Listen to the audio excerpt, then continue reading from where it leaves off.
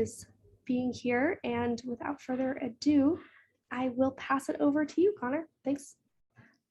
Thanks so much, Jenna. And thanks to the rest of the Graham and Walker team. Super excited to be here. Ready to rock and roll with our experimentation iteration workshop. Going to be chatting a lot about how to find product market fit and sort of all the wins and fails and bumps along the way, and a little bit an exercise that I've designed a little bit based off experiences throughout my own journey having a startup previously. But a little bit more about me just before we begin. I am currently work at a company called Georgian in Toronto. Born and raised Toronto, went to school a couple hours east of here in a smaller town called Kingston. But spent all my working career thus far in Canada. And after university, I had really the entrepreneurship itch. I wasn't quite sure what I was going to do afterwards. I said I wanted to start a business with my friend to learn some business skills. I would just do it for a summer, and then I would get a job at a power plant or maybe in fluid engineering. I had done mechanical engineering as a background, and that one summer turned into 5 years. So it was quite an exciting journey. And then we actually ended up selling our company to a small pharmaceutical firm in Toronto, which was really great. I took close to a year off, actually, which was quite needed and necessary. And then I joined Georgian in the summer of 2020. So I've been here for close to 2 years. At Georgian, I run what is called our CoLab program. So it's a program that we have for Georgian's a pretty late stage firm, generally Series B, C, and so on and so forth. So CoLab is our program for all startups that are earlier than that. So generally, we start chatting with startups after they've raised their seed or Series A, and we focus mostly on B2B SaaS. But we knew that we wanted to bring everything that Georgian can bring to startups and get them sort of involved, build a relationship with them prior to. So, which was one of the reasons that I was excited to join, is that I didn't want to stop chatting with early stage founders, being involved in that environment. It's such a environment of exciting energy, and I was worried about going to a firm that focused on later stage with mature companies looking at financial documents, and that's really not my thing. It's just all about chatting with founders. So that's a little bit about my story beforehand and about what I do now at Georgian. We'll hop right into the workshop now, and my thoughts are that I have a little bit of material to get through at the beginning here. But I would welcome people to throw their questions in the chat as we go, as you think of them, because I don't want us to move on, you to forget anything, but I might not answer them right at the time, especially since when you're presenting and sometimes in presentation mode, there's a tendency to miss the questions, but I want the chat to be sort of a record of our thoughts if you have questions as we go. And then there will be some time sort of halfway through, 2/3 of the way through, where we can do a exercise and a bit of a more interactive portion, and we can run through the questions then. Hopefully that sounds good. So back to my startup, we are focused on the problem of concussion recovery. Now, throughout, a concussion is a mysterious occurrence. We don't know a ton about the brain.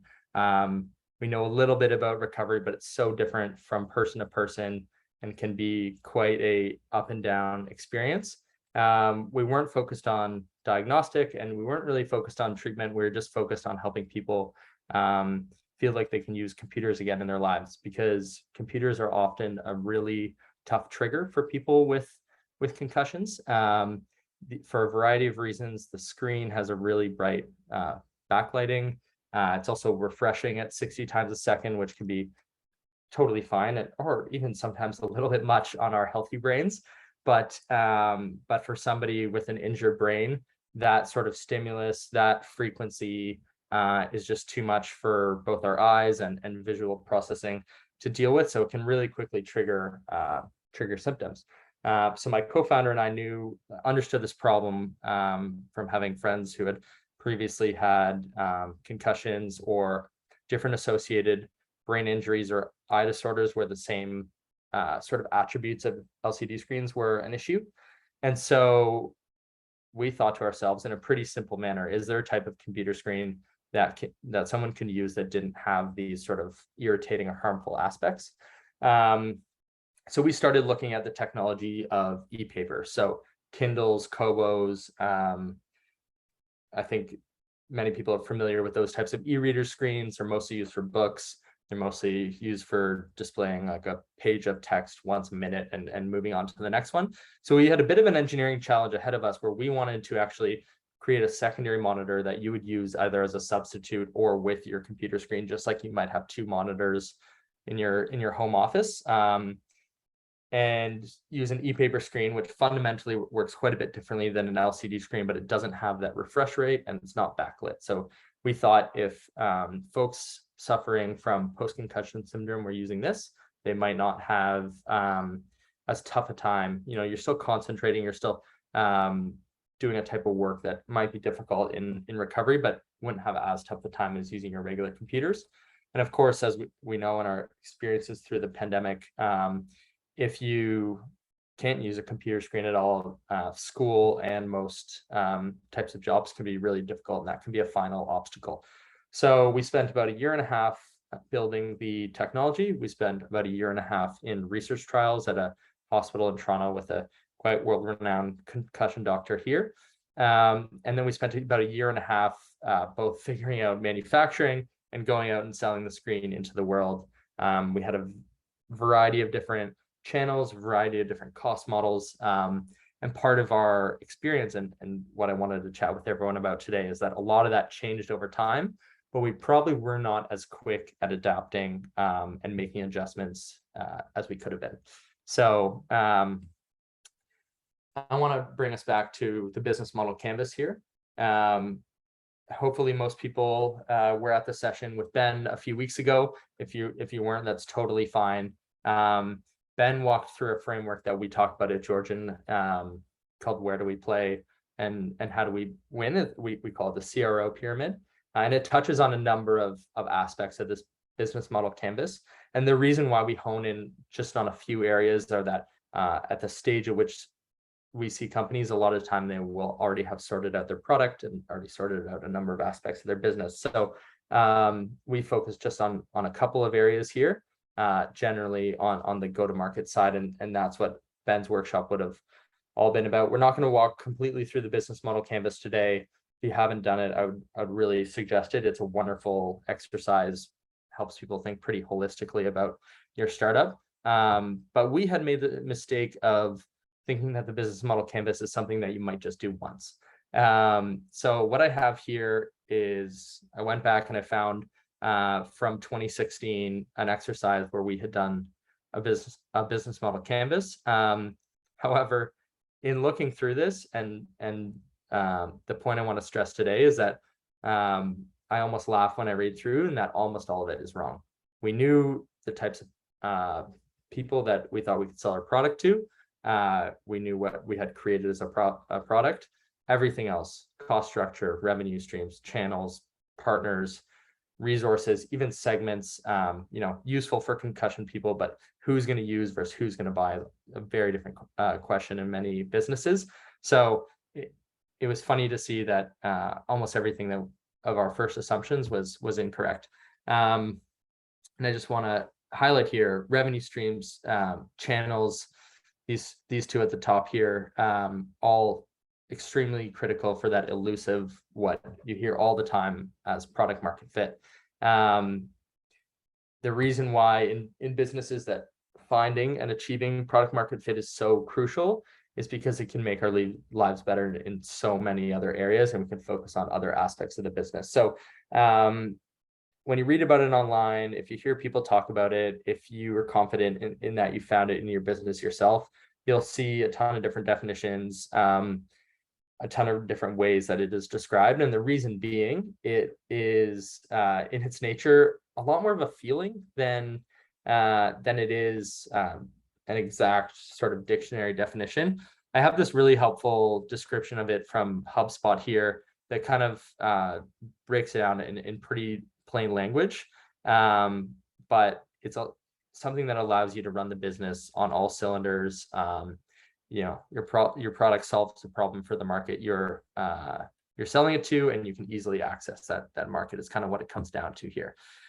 So I talked about that feeling, and it's sort of hard to find as a definition, and a few of these might ring a bell in some of your businesses, but probably not all of them, and that's okay, because the reason I say so is because the startups that we deal with at Series B might have complete product market fit, but they might be a little bit closer, but a lot of them might still have the feeling like there's room for improvement, or it's not a sort of a perfect marriage here. But what we see is low churn. Your customers love your product, they're not leaving. Sales cycles are short. It's easy to convince them, maybe after a demo, maybe after an initial set of marketing and sales activities, that, hey, I have something that is going to solve the pain point that you're facing. There's often price elasticity. So if you can only sell your product because you're taking a big cost cut, you're not making any money on it, your margins are tough, then likely you haven't found either the perfect product or the perfect market. If you know that your customers are telling you, not like you're going to do this, but your customers are telling you, wow, I'm so excited that it just cost XYZ, I would totally pay way more for this. Even in just price elasticity in the theoretical sense, amazing. I've written here, I wrote this earlier, but each category of the business model canvas is correct. That's maybe a bit of a stretch. That, as I said, that business model canvas, wonderful exercise, changing all the time, so many wrong assumptions. You can have product market fit and still be making tweaks in it and adjustments on that. But for the most part, those categories that are critical are pretty nailed down. And then your customers become your biggest marketers, the folks who are going to sell your product with the most enthusiasm. You'll have customers saying, and to give you an example of the feeling that it can be, you'll have an instance maybe. So if you had a customer and you said, hey, can you do a testimonial for me? You set up time to film and you say, okay, I want you to say XYZ about why you like the product. That's okay. They're gonna, if they film that video for you and they say what you need, great for marketing, but let's put that sort of on the okay scale. And then if you found out, you had a customer or a potential customer that needed a reference, and you just connected them with someone, and with no training, no sort of prefacing, they were able to deliver a resounding endorsement, then that's great. Let's put that at the great scale. But then if you found out that there were customers walking around trying to sort of shout from the mountaintops about how great your product is, and about how impactful it's been, how useful for their business, trying to get their friends to use it, let's put that on the exceptional scale. That is sort of an example that I like to use about why it can feel more than quantifying. And that once you have product market fit, the nice thing about it is that you can continuously innovate and feel like you have the space to do so. You're not really trying every day to keep the lights on. You can continue to continuously innovate in all aspects of your business. So you really can't just sit around waiting for it to come your way. And you also can't assume that everything that you believed on day one is sort of the completely how it's done. As entrepreneurs, we need to be humble. We need to constantly challenge ourselves, and we need to leave room and space for that continuous innovation. So it's important to try to seek that, try to better our businesses, try to better our products, try to learn more about our customers through test loops here.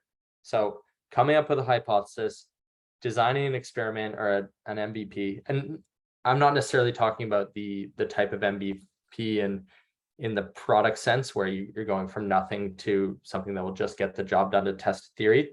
Yes, but I'm talking about these smaller test loops where you're trying to test a small assumption. So your MVP might be a new feature. Your MVP might be the ability to access a new channel. So something to test here. You'll run the experiment trying to be as unbiased as possible, largest sample size as possible, as open-minded as to the outcome of the experiment as possible.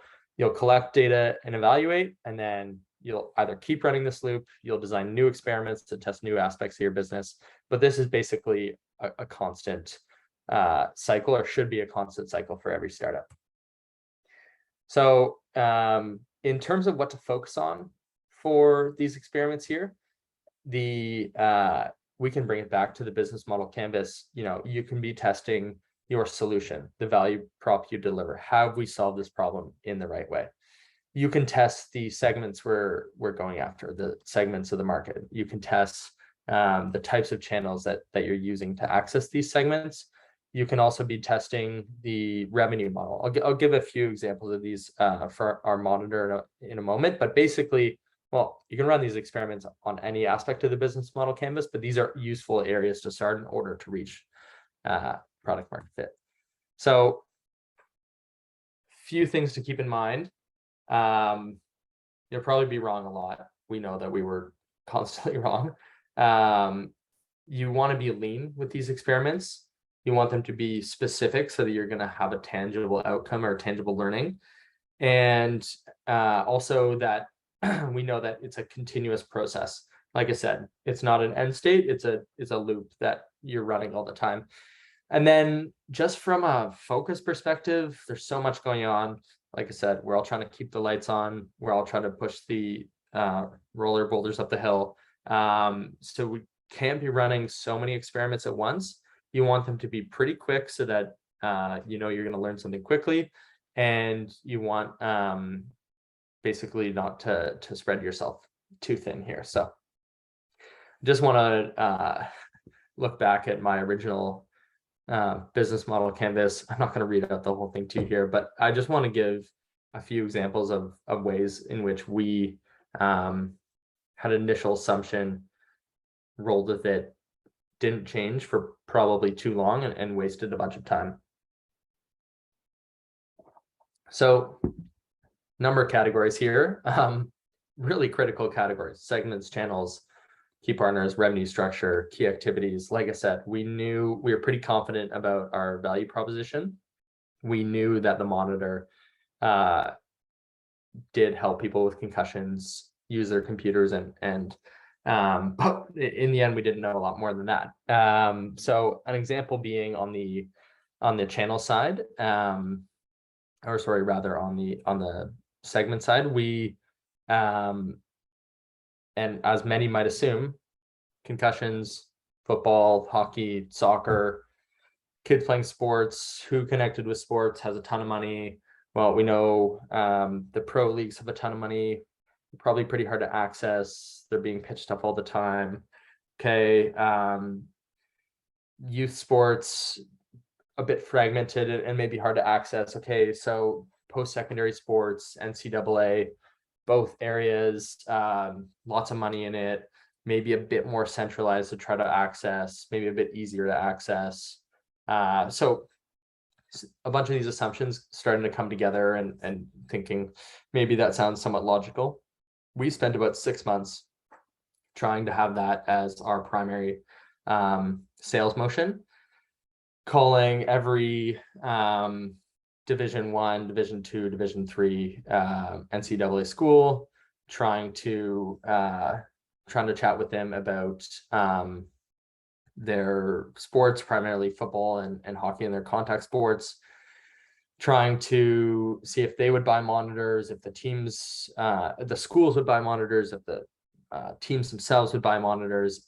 We ended up selling, I think, 3 through this channel in about 6 months, but ended up being basically a total waste of time.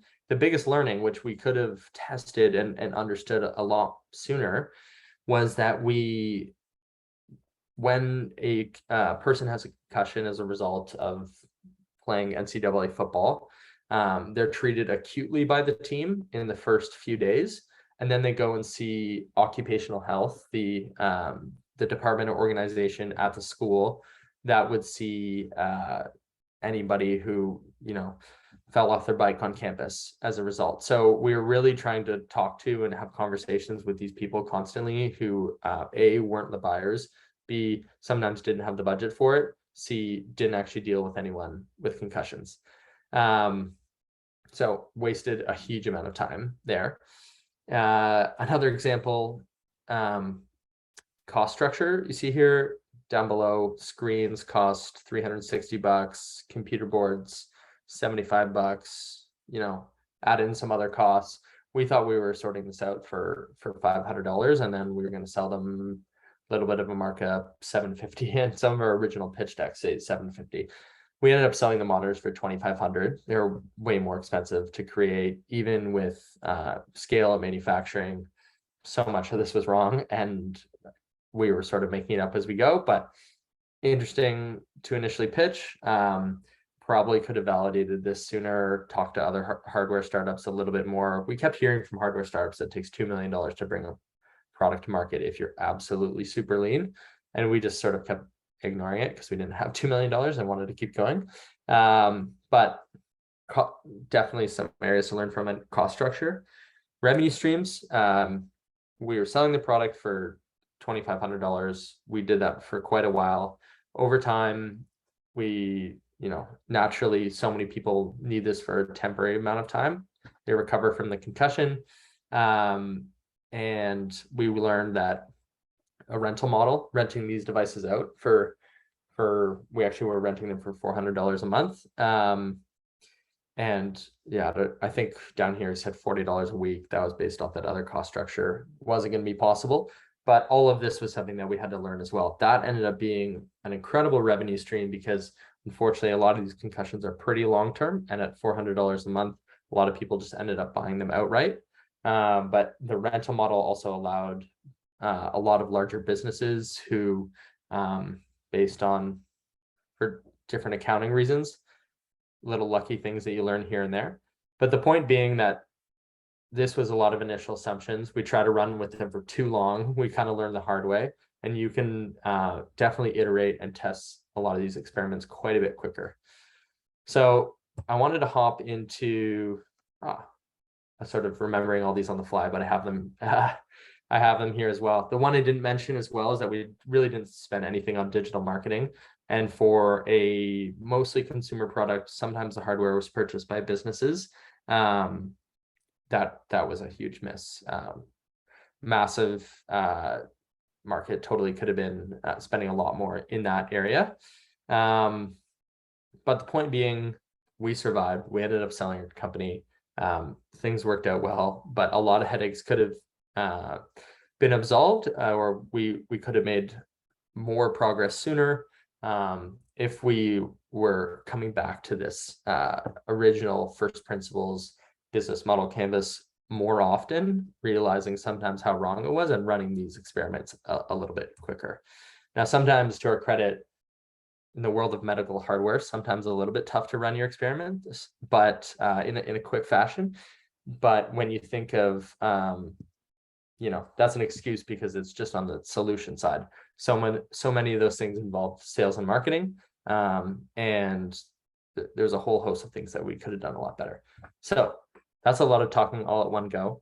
I want to do two things now. I want to do an exercise here. I'm going to, or actually, Jenna, if it's possible, I sent you the link. If you'd be able to just throw up the link to this deck into the chat, everyone can hop in, make a copy for themselves. There's 2 slides here of 2 templates, and I want everyone to just start thinking about experiments in their businesses that they can run. We'll start with experiments that you have run. They could have worked out well, they could have not worked out well, and then want to do some new experiments. So maybe we'll do this for, why don't we say 5 minutes here? And then we can hop into some questions. I want to hear about some folks' experiments that they have run or are running. But that would be, I think, a great way to hop into this. And as we spend maybe 5 minutes on the old experiments and 5 minutes on the new, I'll read through some of these questions that folks have posted to this point, and we can hop into those as well. Sound good? Cool. So 3:57. Let's maybe come back at or not come back. We'll be here, but at 4:08. Let's chat through some of everyone's experiments.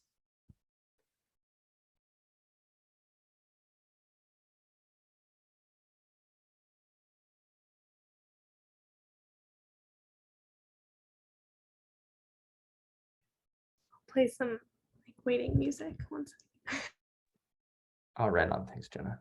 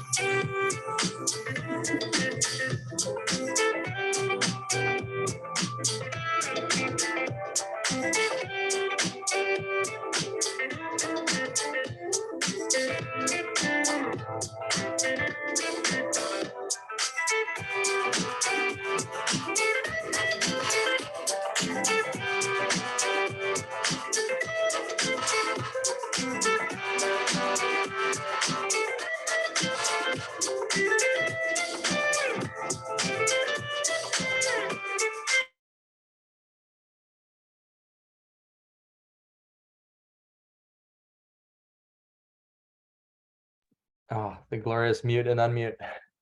Hope that was going well. Hope you're thinking about first some experiments that you might have run in your business so far to kind of set the stage for why those worked, why those didn't work, and then maybe some ideas for new experiments that we can run down the line. Why don't we start with some of the experiments that folks have run, or test loops, however you want to refer to them, that folks have run in their business in the past. Does anyone either want to write in the chat or come off mute and let me know? We can kind of chat through what worked great about it and what didn't work as well about it.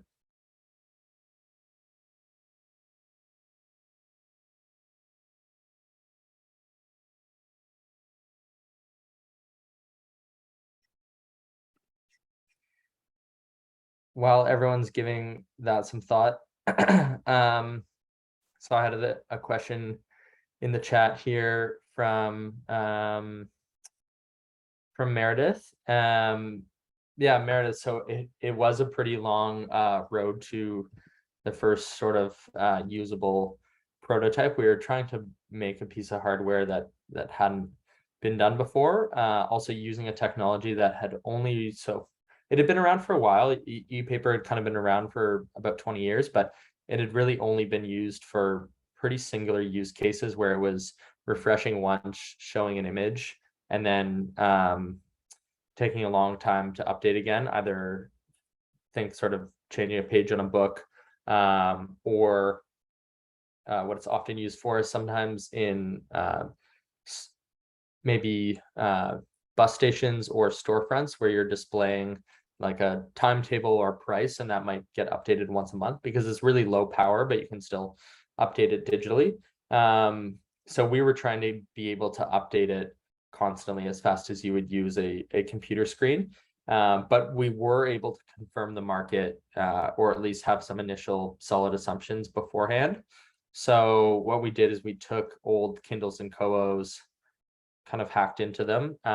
We got in touch with the former CEO of Kobo, the founder who had started the company. He put us in touch with some of his engineers who were just willing to help us out and show us how we were able to experiment on an old Kobo sort of. And then we 3D printed this weird little hanger so we could hang it on top of a computer screen.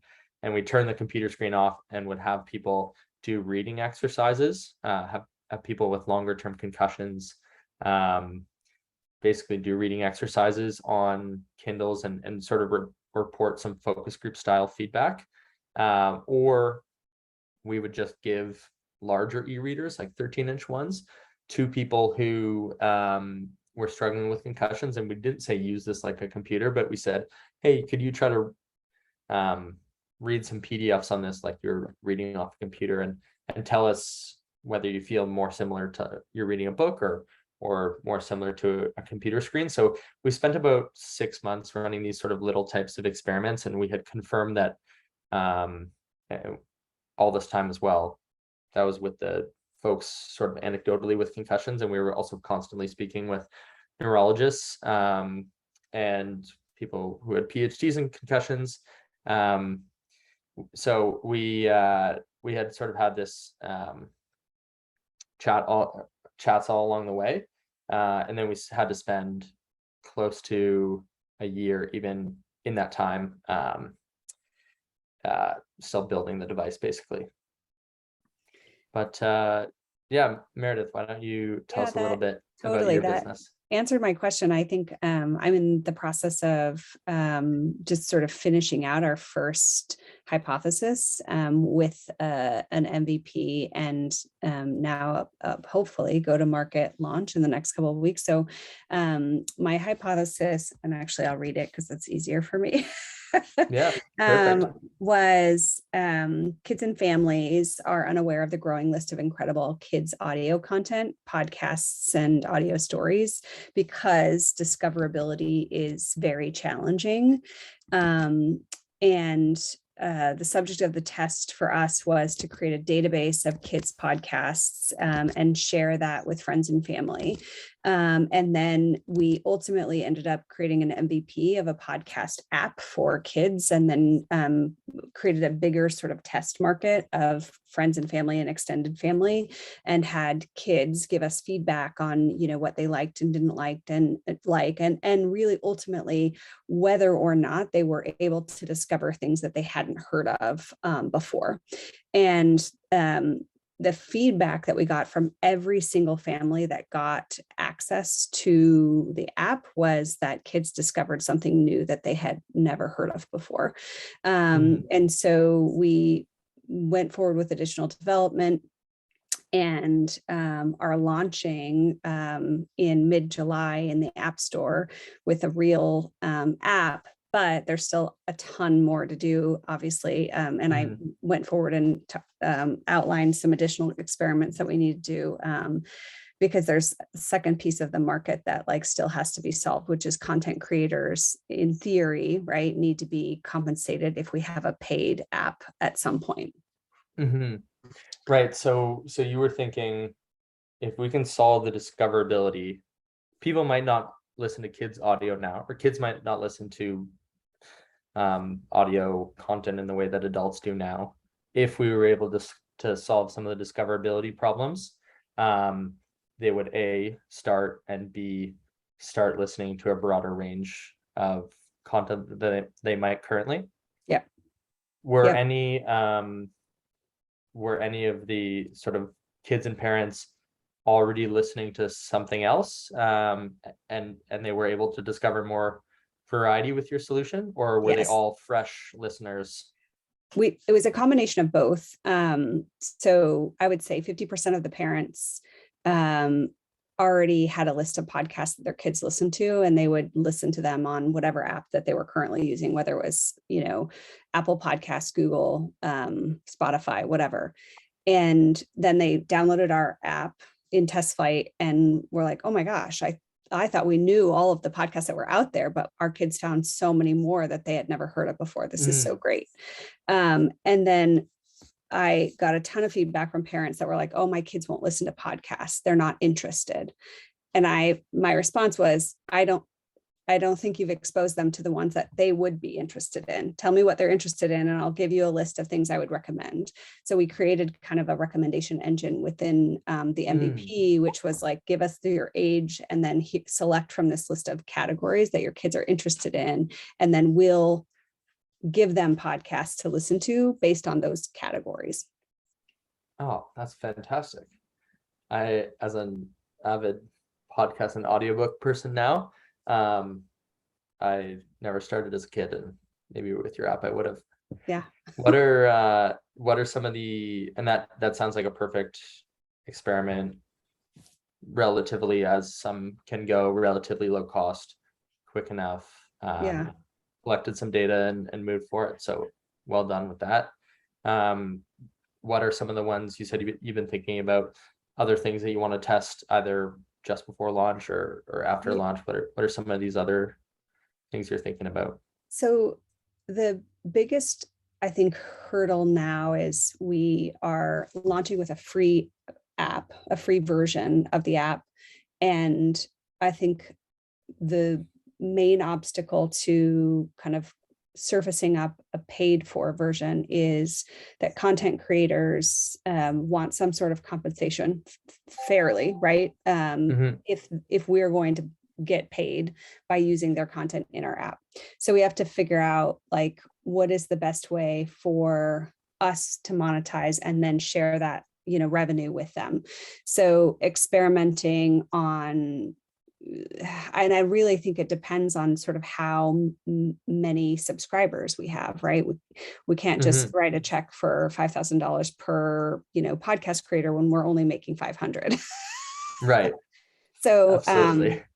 So trying to figure that piece out. And then the other piece that I'm curious about too is, once kids start listening, what kind of recommendation engine can we build to sort of facilitate more interest and more discovery? So those are the two things that I think probably just trying to work out what that problem statement is to sort of figure out what the experiment would be.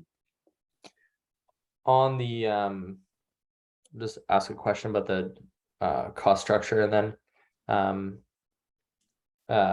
we'll see if anyone else has any experiments they want to chat about. But on the cost structure, before you figure out how to pay the creators, have you chatted with parents and families about where their price sensitivity lies for the cost of a subscription?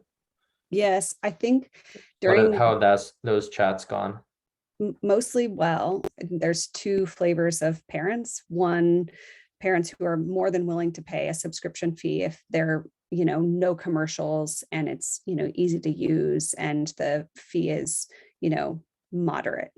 And then there are parents who are okay with commercials and, would rather just fast forward or listen to the commercials versus paying a subscription fee. So I think that there's definitely an appetite for a subscription. It may be becoming less like the economy's changing slightly since, we initially started thinking about this, right? We were right in the middle of the pandemic when everyone's like, I don't care what it costs, like give my kids something to do. I still think parents now understand that there are some things that come with a cost when it comes to kids entertainment, though. For sure. And have you had any chats with creators about their preferences? I've had a lot of chats with creators, almost every creator that we are running through the app. And I originally thought that a revenue share, like based on number of listens, would be beneficial, but it sounds like a lot of apps, not kids apps, but just general podcast apps are doing that. And the share of revenue is so small that they're not interested in that at all.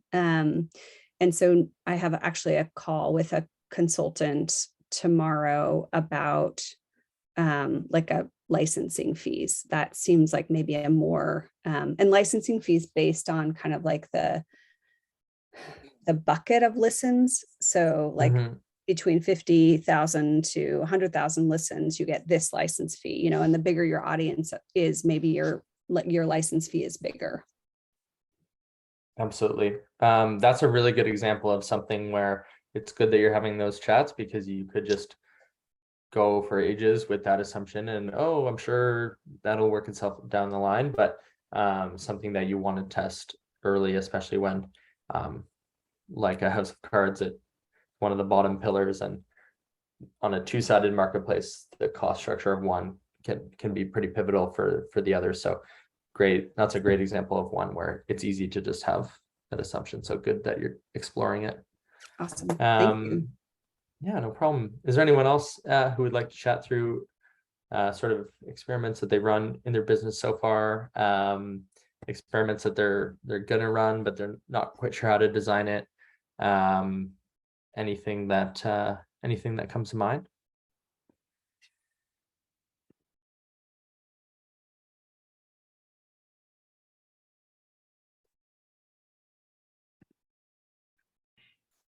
I also see that Carol had a question in the chat too, if we want to. Yeah, Carol, it's a really good example, and I can kind of fill one out on the fly here. So good example of something that we did not do very well, but we could have done a better job at, was the hypothesis was that wealthy private schools, of which there are a number in Toronto, similar to other big cities, high schools that have a lot of kids with concussions will pay for our devices. Schools are good. Schools are an effective sales channel. And we sort of ran with this. We had a number of discussions, but in the test that we ran, so, and this is sort of important for test design, the MVP of this is calling schools. This one doesn't need a hardware, software, or a test design, but sort of sometimes wealthy and private schools is a bit redundant. Private schools, maybe larger private schools, because some, if they have 50 students, they're going to be a low incidence of concussions, but some of these ones that have 1,000 students, going to be a bit of a higher incidence. And then number of sales here. So we ran this, and we also thought that this would be a good sales channel for a little while, but something we didn't anticipate really is that selling through a school can be a lot of work, but the outcome is probably the sale of 1 or 2 units. And so you, if the sort of area that you're trying to test, is this a good sales channel? You also want to be evaluating the sort of total outcome of what it could become, because the result was that most schools were interested, but it was 6 months of chats to sell, 2,000 or 5,000 worth of goods, or 6 months of chat to have sort of $2,000 ish in profit. And this ended up being a recurring theme. What we learned later down the line is how can we reach the most effective group of people. Sometimes we were too focused on willingness to pay. I talk about these schools, I talk about the NCAA groups with big pockets. But in both cases, where we only were ending up getting and sort of accessing such a small portion of the market, so the channel was really ineffective. So this is something that we learned. Eventually, we completely switched off schools, and we also ended up switching off of larger businesses. But so somewhat similar experience chatting with so that's more of a segment there, but chatting with neuroscientists. So they might see a concussion patient maybe once every 6 months. They're a lot more high level theoretical, really trying to ensure that someone doesn't have a traumatic brain injury. But something interesting, and I've only talked about sort of experiments didn't go well, but one thing that we happened upon was I'll call them rehab professionals. So occupational therapists, physiotherapists, speech language pathologists. There's a MD, a type of MD in a hospital that is similar to an OT, but instead of purely rehab, they have a medical degree. They're called a physiatrist. So these types of rehab professionals ended up seeing concussion patients, especially the long term, on a recurring basis. So they were seeing patients, 1 time a week, 2 times a month, and had their entire patient pool was going to them because they had been suffering for a concussion for, say, longer than 6 months. So we had finally gotten access to a channel where that opened up an entire group of people who would have been target customers. So we were no longer focused on willingness or ability to pay. Is more so a concentrated group of people suffering from long-term concussions, all in one group. So the result of this was a larger group of sales, but the way we thought about it is the data we were collecting on this was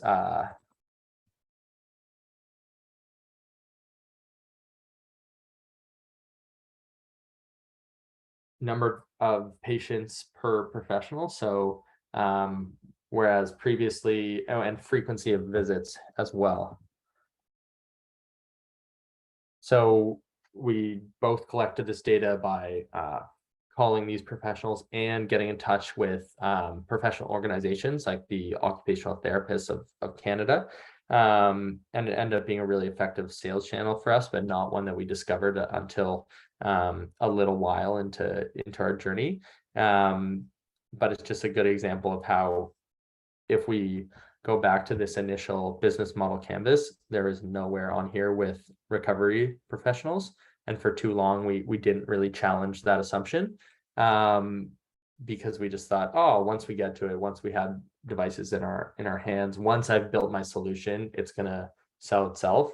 You hear that, and every time you think, oh, of course not, but you don't realize that you're kind of accidentally believing it yourself along the way. So we pivoted to this. Through this, we learned intricacies about insurance for car accidents. We found that people who didn't have a financial ability to pay, but who had a brain injury as a result of a car accident, were able to get it covered. That itself opened up a new market. So kind of two examples here, both in the sales channel related area, but one that failed, one that didn't. And then if I go back here to the revenue streams, another example, we had a lot of conversations around cost structure. And as we've just discussed, sometimes in pricing, this can bifurcate, and you can have a group of people who are willing to pay a little, and you have to assess the size of that group. And then you can have a group of people who are willing to pay a lot, or willing to pay maybe in a more preferable revenue structure. So you really have to weigh one versus the other. And what we ended up going with, but we had a lot of discussions over cost plus structure. So that is the cost of the device was $1,000. We're going to pay $2,500, or sorry, we're going to sell it for $2,500. We reached that because we kept having these conversations with people constantly about, how much would you pay for this device? But we also had people telling us, look, someone makes $100,000 in their job, they can't work. If they have this device, then they could work. You could sell this for $15,000.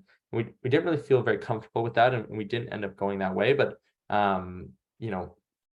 even in pricing, you have to have constant conversations with your customers and sort of deeply understand the motivations, the financial ability to pay, the size of each of those groups if you see these groups starting to bifurcate. So each of these areas, the business model canvas at the end of the day can be constantly challenged, and you can do so by running these sort of experiments with yourself. We just have a couple minutes left. Does anyone have any final questions? Yeah, I just kind of wanted to follow up with that. So it seems to me a lot of these questions could have been resolved by doing some proactive market research, even quantitative market research, because you can probe pricing, go to market strategy, who is your customer, who is really your customer. And I'm trying to sort of figure out how what you're talking about folds into market research. Mm-hmm. Yeah, so we definitely started our journey with doing quite a bit of that, but maybe it's the nature of the medical industry, but everybody, even though everybody is suffering from the same condition that we can solve, it was very challenging to get answers as to how did they originally get their accident, who was going to end up paying, sort of ability to pay. They themselves don't know if this concussion is going to last one more week or one more year. So that, would I buy this expensive thing, is a very tough decision. Usually people can only come to that after they sort of are settling in with themselves that it's already been 6 months or so. But it's a really good point about market research. And if you have access to that data off the outset, you can run with it and make a lot of base level assumptions that you then should still test. But it just means at the end of the day that in some cases, when you don't have this data, when your customer research or your customer interviews are harder to access, it means that you just have to do a little bit more legwork along the way. We were constantly trying to do that, but it's still, at the end of the day, businesses aren't just up and to the right. And so there was a lot of figuring out and learning along the way. That's awesome. And Connor, do you have a hard stop, or are we able to take one more question? Yeah, I'm able to take another question. I should mention just before I forget, after this, if anybody wants to get in touch with me down the line, Jenna has my info, and we can set up some time to chat if you want to dive a little bit deeper into your businesses, and we can chat a little bit next week. But before we head out, anyone who needs to drop, thank you for joining. But Leslie, I'd love to answer your question there. Thank you. My question is, I constantly hear in investor pitch sessions and such that, do you have product market fit? And then you see it on accelerator application forms, that kind of thing. And my question is, what is it that they're physically looking for? I mean, are they saying, show me the proof? If so, what proof? Or is it just, yeah, I know because I've already done enough research on this market. I know for sure that they're dealing with these problems, and just being able to, if you have to, back it up by saying, I can get you the research on this. Or are they looking for, prove it to me, I need you to show me this, this, or this? So it's tough. The question is constantly asked in early stage environments. Later stage environments, here are the financials, we're selling loads. It's an easier question to answer, but sometimes that can be sort of misleading in its own way. And it's tough because as I mentioned, it's so much of it is based on feel, and when you're not at the stage where you have a robust set of financials, so much of it is based on loads of other types of proof points. So basically what they're looking for in those instances is whatever evidence of traction that you can use to back it up. So that consists of finances, if you got them, whatever you have of these experiments at that point. We have spoken to X number of customers, they've all said this. We have run these types of interviews, and the results of this testimonials were this list of people clamoring for your product. People saying things like, I would pay way more than you're planning on charging for your product, or once I had it, it would change my life, my job in XYZ way. So totally, I've filled out 1 million of those forms myself. I've also written things that say, hey, submit this form to me, knowing that it's a really annoying question. But it's also tough because from the other end, there's no really other way to ask it, and it's common enough. But it's whatever proof points, whatever the strongest proof points, stories, anecdotes, and data that you have up to that moment. And it's totally fine if it's not some certain set of financials. But even if it's rudimentary, like before we started putting our device up on our website, and saying with a button that said buy, we were starting to charge rental fees to our first customers in order to just see if they would kind of. And so then some of those stories inform it. For us, we're in the medical industry, and we ended up with a published journal study that said this set of data, but completely resonated. So tough. And it's also a bit of a chicken and egg. I'm trying to get these proof points, but to do so in the cheapest way, I don't have my product yet, or my product's not fully finished. How do I prove to other people that my product is going to solve this problem? It's tough. Yeah, the problem where we're nowhere near that stage is I've already done, because I'm a marketing and salesperson of many years. I've done tons of research because I'm in the space. I already know that they got this on their back and they're trying to do this, that, and the other.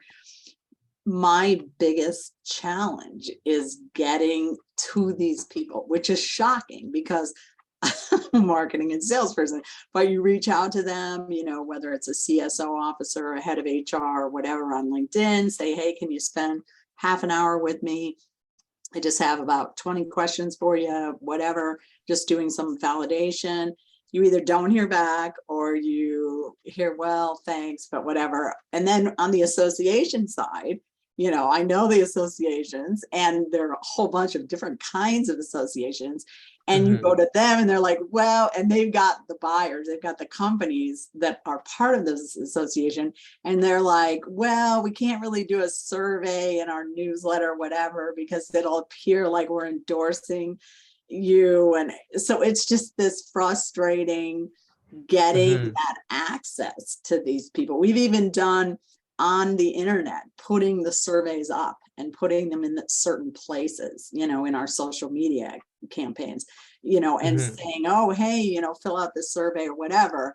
And it's just a bear. I mean, it's just, I mean, I'm ready to tear my hair out. It's just like, and especially as a marketing and salesperson, it is just driving me absolutely crazy. And the same as getting people to sign up to say, yes, I'm interested in coming and shopping on this website, whether you're a consumer, a seller, to be a seller on the site, or to be an organizational buyer. And we're even saying, go there, we'll give you a year free subscription. And it is a bear. And it's just driving me Leslie, I'm crazy. sorry to jump in here, but I want to just be mindful of time, and I definitely encourage you to reach out to, you know, some of the founders in our community, take advantage of this network. And if you want to schedule some time with Conor, I'm happy to help facilitate that too, if you want to continue in a one-on-one. But yeah, please, it's Perfect. great to hear. Thank you. Definitely appreciate the problem, Leslie. Yeah, it's a long slog, and sometimes access is the toughest one of them all. But everyone who stayed through the workshop today, thank you so much. Super fun for me. I love chatting about this sorts of stuff. And so hopefully it was useful. Hopefully it was a reminder that even though you're up against these tough problems, you know, everyone goes through them. Yeah, hopefully everyone Thank enjoyed you. And yes, everyone, please, if you want to meet with Conor one-on-one, just reach out to me. I put my email in the chat. I'm happy to help facilitate those office hours. Thank you. And Conor, thank you so much for being here with us today. We really appreciate your time in this workshop. It was really valuable. Thanks so much, everyone. Thanks.